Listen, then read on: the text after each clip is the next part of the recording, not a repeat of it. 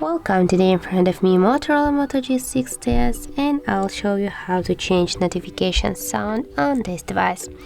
So first you should go to the settings, and now just go to the sounds and vibration section. Right there, tap to the advanced options and scroll a little bit down to the default notification sound section. Now that's modulator, but you can switch the another one, for example this one or this one. Also you can just switch it to the none, or also you can add the custom notification sound. Just tap here on the plus, and I think you can select from your Google Drive, or if you got some music on your device, you can add this sound. And now just to confirm, tap to OK, and as can you see here we got the changes, and we just switch our notification sound to the another one. So that's how it looks.